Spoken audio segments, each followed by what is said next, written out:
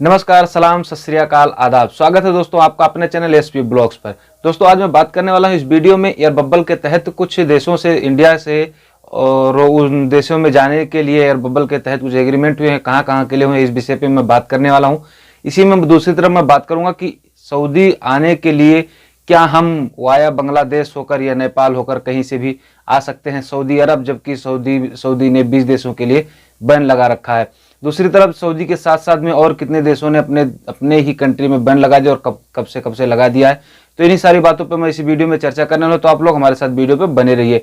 अगर आप हमारे चैनल पर पहली बार हैं तो प्लीज चैनल को सब्सक्राइब कर लीजिए और बेल आइकन को भी प्रेस कर लीजिए। ऐसी रिलेटेड वीडियो मैं अपलोड करता रहता हूं तो आप लोगों के पास में नोटिफिकेशन के जरिए सबसे पहले पहुंचता रहे। तो चलिए वीडियो को करते हैं शुरू। मैं बात करता हूं आप लोगों से लॉकडाउन के विषय में, जो कि लॉकडाउन आप लोगों को पता है कि सऊदी अरब में लग चुका है नॉर्मल तरीके से 10 दिन के लिए।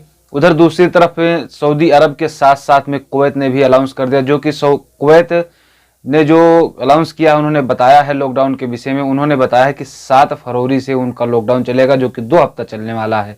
सऊदी अरब ने ना कुछ बताए हुए ऐसे ही अचानक इन्होंने लॉकडाउन का फैसला ले लिया 10 दिन के लिए, जो कि होटल, सिनेमा हॉल वगैरह, मॉल, ये सब कुछ बंद कर दिए इन लोगों ने। तो उसके साथ साथ दुबई और अजमान ने भी इस मामले को लेके कड़ी कानून कर दिया है। वहां पर भी लॉकडाउन लग चुके हैं। इस मामले को लेके इन लोगों ने यहाँ पर सारी की सारी वजह अगर बताई गई है तो खाली एक है, वो है कोरोना वायरस के बढ़ते क्रम को देखने के बाद में। सऊदी और कुवैत में तो 2 रीजन है, एक तो कोरोना जो केस बढ़ रहा है इस टाइम में काफी हद तक बढ़ रहे हैं, दूसरी तरफ में कोरोना का वैक्सीन भी इनके पास नहीं पहुंच पाया है टाइम से। तो इन दोनों कारण की वजह से सऊदी और कुवैत में तो लॉकडाउन का माहौल बना ही, साथ साथ में दुबई, अजमान में भी ये चीज बन चुका है। जैसा कि दोस्तों मैं आप लोगों को बता दूं कि सऊदी अरब आने के लिए, कुवैत जाने के लिए काफी सारे हमारे भाई थे जो कि दुबई में फंसे हुए थे। तो दुबई से सऊदी अरब ने तो 20 देशों को बैन कर ही दिया, जिसमें शामिल है दुबई भी शामिल है। तो सऊदी अरब तो अभी आ नहीं सकते हैं। महज कुवैत जाने के लिए कुवैत सरकार ने अभी तक 7 फरवरी तक का खोल रखा है, यानी कि जैसे आज 5 तारीख है तो 2 दिन के लिए भी 2 दिन टाइम है।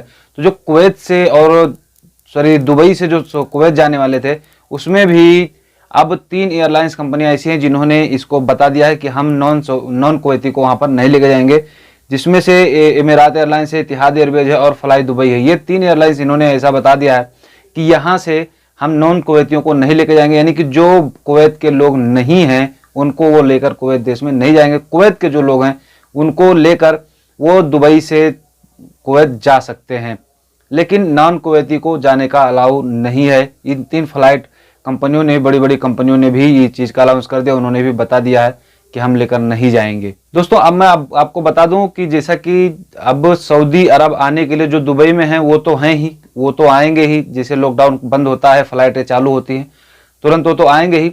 लेकिन जो लोग इंडिया में हैं वो सोच रहे हैं कि अभी दुबई बंद है तो क्या मैं वाया बांग्लादेश होकर आ सकता हूं।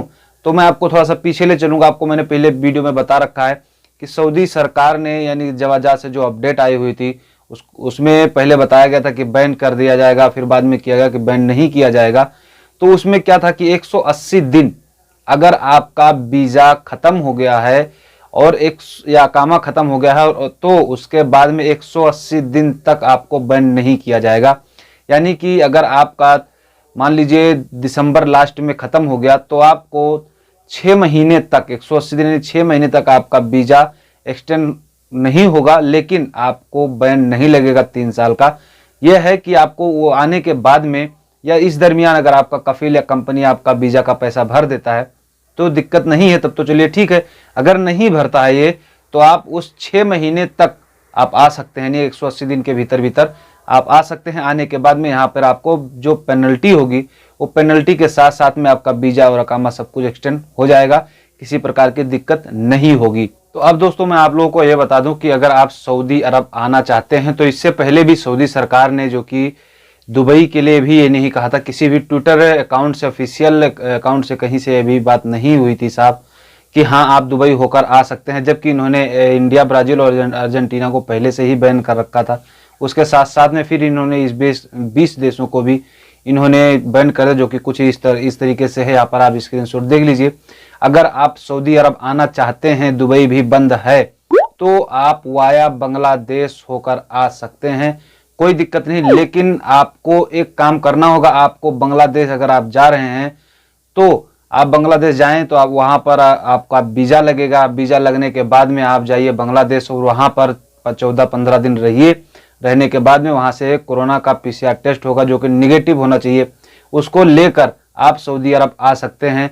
जो ये 20 देश हैं जिसको मैंने आपको इसमें स्क्रीनशॉट में मैं दिखा रहा हूं, ये 20 देश में आप नहीं जा सकते और वहां से होकर सऊदी नहीं आ सकते। आप जा सकते हैं, अगर उन्होंने बैन नहीं कर रखा है तो आप वहां जा सकते हैं, लेकिन वहां से सऊदी अरब नहीं आ सकते हैं। जबकि बांग्लादेश को बैन नहीं किया है इन्होंने, बांग्लादेश से लोग सऊदी अरब आ रहे हैं नॉर्मल तरीके से।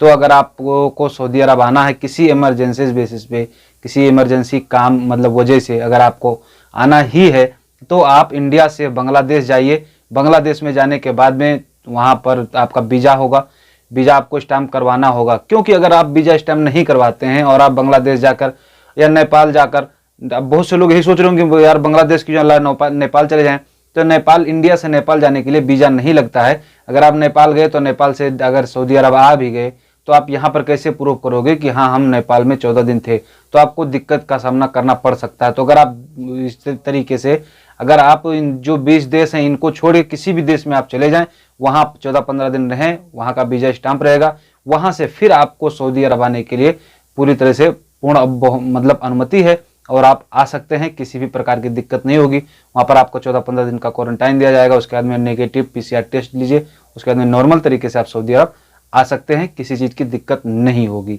अब दोस्तों मैं बात कर लेता हूं एयर बबल फ्लाइट के बारे में, जो कि इंटरनेशनल फ्लाइटों के बारे में अगर मैं बात करूं तो लगभग काफी सारे देशों ने बैन कर रखा है, इंडिया को भी, और इंडिया ने भी तो 28 फरवरी तक सारा कुछ बैन कर रखा है। लेकिन एयर बबल के तहत में काफी सारे देशों से इनके एग्रीमेंट जारी हैं, जो कि अभी सऊदी अरबिया से अभी नहीं हो पाया है। और बहुत सारे ऐसे देश हैं जहां से इनके एयर बबल के तहत में फ्लाइटें चल रही हैं, जो कि अभी नया एग्रीमेंट जो हुआ है वो रसिया के साथ में हुआ है।